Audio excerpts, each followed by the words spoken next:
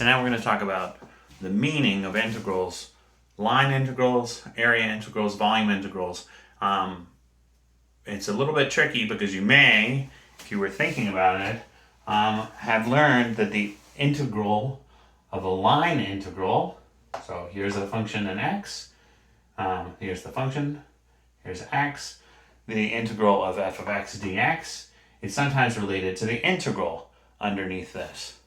Of course, it's also equal to the antiderivative, so the integral of df of x dx is just equal to f of x, and if I had put limits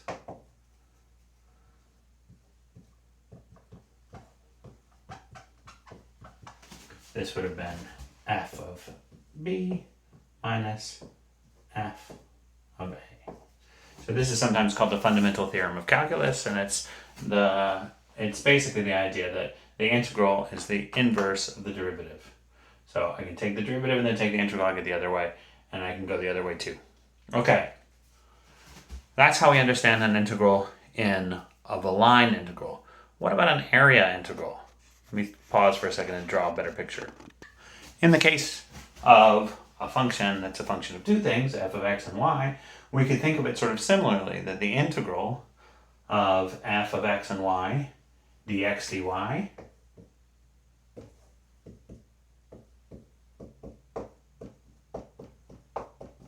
is in fact the volume underneath that area. That is one way to helpfully think of it. But the problem comes in what we think about when we think about a triple integral. What's the integral over the volume? Well, there's no area underneath anymore. It's the whole thing. We live in 3 dimensions. That's all you've got. So there's not like another dimension that you're projecting down onto. So there's a different interpretation that's more useful in that case. The integral of a volume like this cube, it's just the volume of the stuff inside. So we could say that the volume equals the integral dx dy dz over this cube. I don't know, let's just make a little cube here to say that we do the limits correctly. So we're going to have to put limits between the minimum and the maximum in y, the minimum and the maximum in x, the minimum and maximum in z to get that to work. But there's no function here, the way there was a function here and the way there was a function here. What could we do for a function there? Well, we could put some function inside, and it's helpful to think of it as a density function, which is a function of x and y and z. So the integral of x, y, dz, dx, dy, dz. If this was actually the density of that, then this would be equal to the mass. So if density is mass per unit volume, then the integral over the volume is in fact the total mass. All right, so this starts to be something kind of interesting. We could do more than that, however. We could think about density in general. The density of not just mass, but the density of anything. We could think of an integral of a function over all 3 directions as being like evaluating the amount of that thing, whatever that thing is that's per unit volume, over the volume.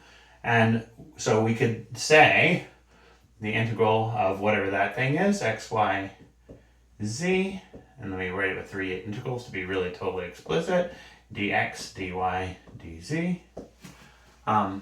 That's the mass. I actually can do a fancy thing. I can put the integral underneath, dx, dy, dz, but with no density in it, just a 1 for the density. And this is actually equal to the average, the volume average of that function, the density function. I could do the same thing in 2D, and it wouldn't be the volume average, it would be the area average. I could do the same thing in 1D, and it wouldn't be the area average, it would be the average along the line. These all have really interesting physical meanings. We've already talked, the density of a material is an obvious one, but the area weighted things, like if you apply a stress to a surface, like the wind stress is measured in newtons per square meter. So you have to integrate that wind stress over a whole area to get the number of newtons, that is the amount of force that's applied on that fluid from the winds. And the force times f dx, the integral of f dx is actually the work, the amount of energy done by a force applied. So that's another example of this sort of integral, an f dx. And if we wanted the average force, all we'd have to do is just divide by the length of the same line integral that went into it rather than the work done.